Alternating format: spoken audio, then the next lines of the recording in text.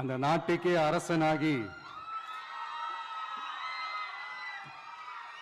தனக்கு துரோகம் செஞ்ச தன்னுடைய சகோதரர்கள் மட்டுமல்ல, அந்த நாட்டையே எப்படி காப்பாத்தினாருன்னு சொல்லி இந்த மாதிரி நிறைய இன்ட்ரெஸ்டிங்கான கதைகள்லாம் பைபிளில் இருக்கு. படிக்காதவங்க படிச்சு பாருங்க. அந்த குறிப்பிட்ட கதை யாரை பத்தின கதைன்னு நான் சொல்லி தெரிய வேண்டிய அவசியம் இல்லைன்னு நினைக்கிறேன். அது உங்க எல்லாருக்குமே நல்லா தெரியும். ஸோ இப்படிப்பட்ட கதைகள்லாம் நமக்கு எதை உணர்த்துது அப்படின்னா, கடவுளுடைய அருளும் மக்களை மானசீகமாக நேசிக்கிற அந்த அன்பும் அதீத வலிமையும் அதுக்கான உழைப்பும் இருந்துட்டாலே போதும், எவ்வளவு பெரிய ஒரு போராட்டமோ ஒரு போரோ இல்லை எதிரிகளையோ ஜெயிக்கலாம் அப்படின்றது தான் இந்த கதைகள்லாம் நமக்கு உணர்த்துது. இந்த விழாவில் நான் ஒரு உறுதியை ஒன்று கொடுக்குறேன்.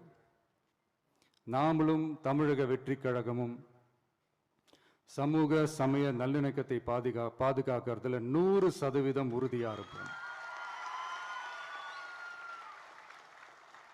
அதில் எந்த விதமான ஒரு காம்ப்ரமைஸும் இருக்கவே இருக்காது. அதனால தான் நம்மளுடைய கொள்கைகளுக்கு மதச்சார்பற்ற சமூக நீதி கொள்கைகள்னு பேர் வச்சதே இந்த உறுதினால தான். கண்டிப்பா ஒரு ஒளி ஒன்று பிறக்கும்.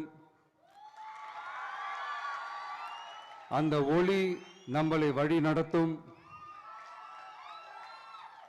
இங்க வந்திருக்கும் அருளாளர்கள், அன்பர்கள் அனைவருக்கும் என்னுடைய கிறிஸ்துமஸ் நல்வாழ்த்துக்கள்.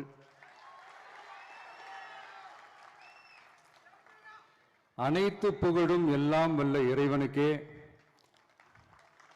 Praise the Lord.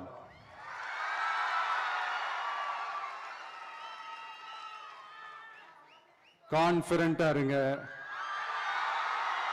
நல்லதே நடக்கும், வெற்றி நிச்சயம். என் நெஞ்சில் குடியிருக்கும்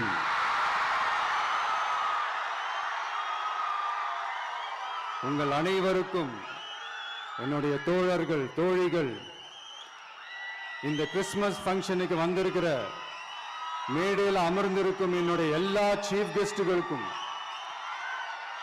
எங்க ரிக்வெஸ்டை ஏத்துக்கிட்டு நீங்க இந்த ஃபங்க்ஷனுக்கு வந்து கலந்துக்கிட்டதுக்கு ரொம்ப ரொம்ப ரொம்ப நன்றி.